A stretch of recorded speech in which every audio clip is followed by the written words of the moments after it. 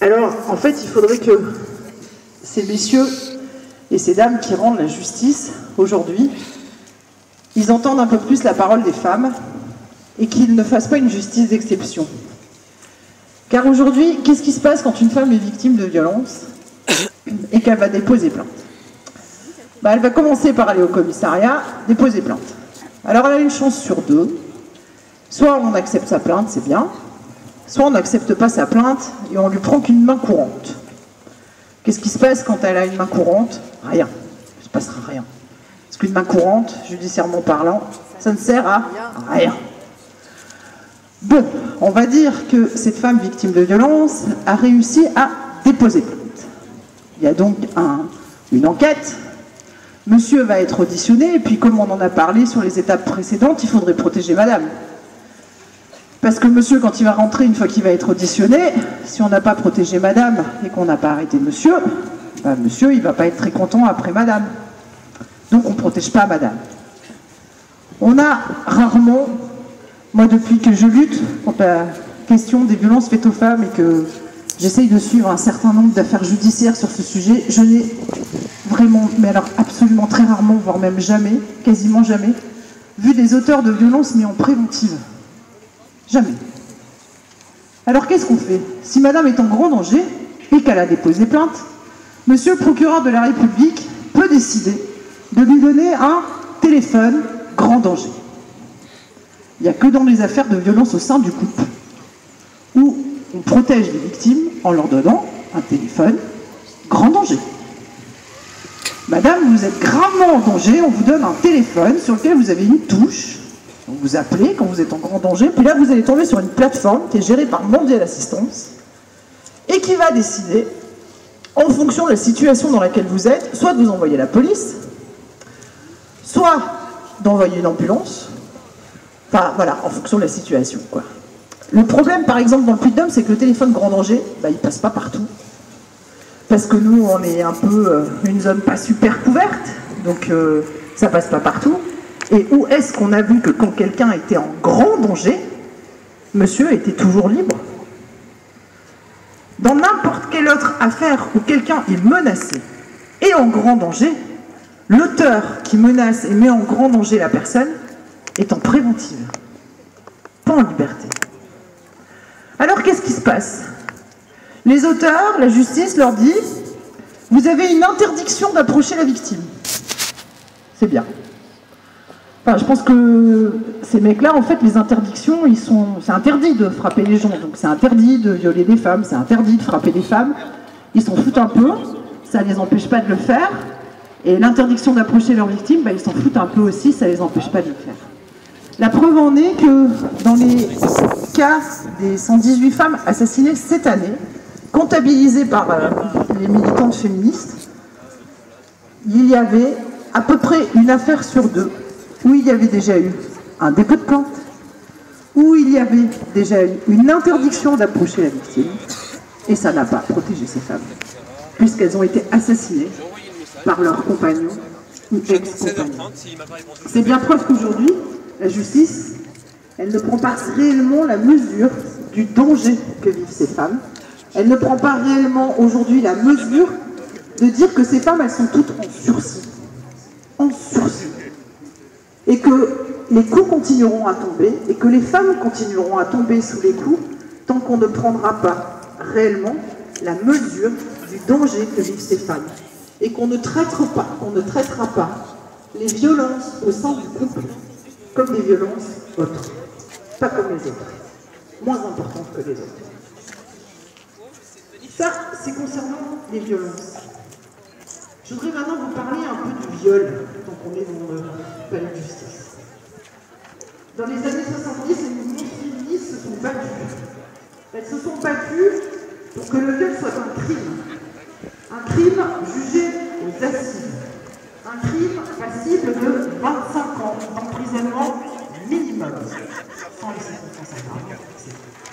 Aujourd'hui, on en est où? Aujourd'hui, on en est que ce combat-là, on l'a perdu. Parce que dans la réalité des faits, 80% des affaires de viol sont jugées au tribunal comme correctionnelle et pas aux assises. 80% aujourd'hui des affaires de viol sont déqualifiées de viol à agression sexuelle.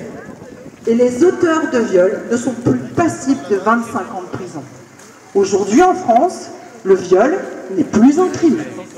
Aujourd'hui en France, dans les tribunaux correctionnels, quand le viol est avéré, c'est-à-dire que même l'auteur reconnaît qu'il y a eu pénétration sous menace, contrainte ou surprise, puisque c'est la définition du viol dans le code pénal, il restera jugé au tribunal correctionnel, le juge ne renverra pas aux assises, et monsieur prendra 2 ans. Voilà, c'est la réalité de notre justice aujourd'hui. Notre justice aujourd'hui, elle n'entend pas les femmes et elle n'applique pas la loi. Alors moi aussi, comme Geneviève, j'ai écouté monsieur Macron ce matin. Parce que, quand même, c'était important de savoir ce qu'il allait nous dire. Alors monsieur Macron, il n'a pas proposé qu'on évalue aujourd'hui les dispositifs judiciaires existants. Il n'a pas proposé aujourd'hui qu'on soit capable de faire une enquête par rapport aux peines prononcées aujourd'hui par rapport aux auteurs de violences, par rapport aux auteurs de viols. Il n'en a pas parlé. La correctionnalisation des viols, il n'en a pas parlé. Par contre, il a parlé d'une nouvelle loi, un délit de harcèlement sexiste.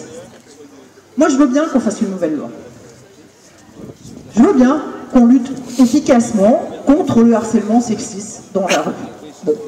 Mais concrètement, on fait comment en fait? Parce que, comme disait Geneviève, en plus, il n'a pas parlé de moyens.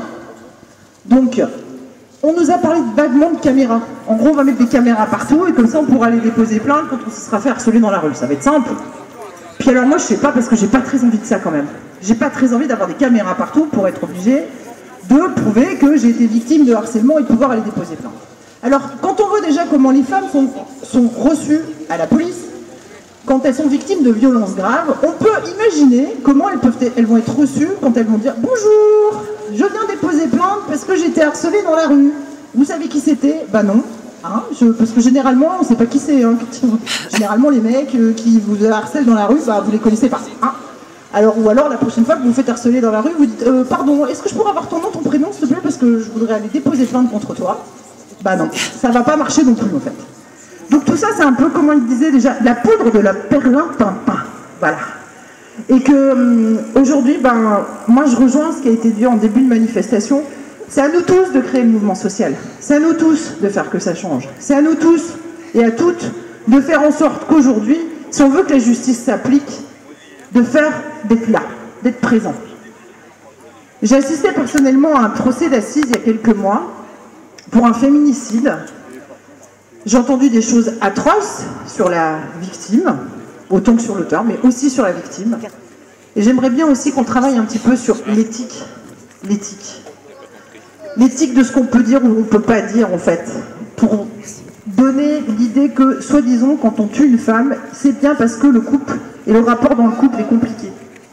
Parce que quand vous regardez et quand vous suivez toutes les affaires judiciaires de féminicide, en fait, c'est ce qu'on essaye de vous faire croire. C'est qu'en fait, le couple était toxique. Le couple était toxique. Et on veut nous faire croire, en fait, que madame, finalement, bah, elle est un peu responsable de s'être fait assassiner, quoi. Madame, en fait, elle est un peu responsable d'avoir pris des coups, quoi. Ah, puis alors, si elle buvait, en plus, je vous explique même pas, quoi. Et bien ça, on l'entend parce que nos magistrats, ils sont pas formés. Et nous, ce qu'on veut, bah oui, bien sûr, c'est que tous les magistrats soient formés et que tous les magistrats entendent ça. Mais le problème, c'est que ça va prendre des plombes. Alors l'une des revendications qu'on a, c'est pas d'avoir tous les magistrats formés. Ce qu'on veut, c'est des tribunaux dédiés. Comme en Espagne. En Espagne, qui a une loi cadre. En Espagne, qui vient de mettre 1 milliard d'euros sur la table sur la question des violences faites aux femmes. Alors que nous, on nous a annoncé une toute petite augmentation du budget qui fait qu'on va passer de 0,006% du budget de l'État à 0,007% du budget de l'État. Qu'est-ce qu'on est contente! Avec ça, on est sauvé. 1 milliard d'euros, pardon, j'ai dit 1 million, non, c'est 1 milliard d'euros qu'a mis l'Espagne sur la table. 1 milliard d'euros pour mettre fin aux violences faites aux femmes. Le nombre de féminicides officiels en Espagne, c'est 50. 50 féminicides officiels. En France, c'est 123 pour 2016. C'est le double. Sauf qu'en Espagne, bah vous voyez, là on est une centaine, En Espagne, aujourd'hui, le 25 novembre, à Madrid, ils sont des milliers dans la rue. Elles sont des milliers dans la rue. Alors, vous êtes là, c'est super. Bravo. C'est super d'être là.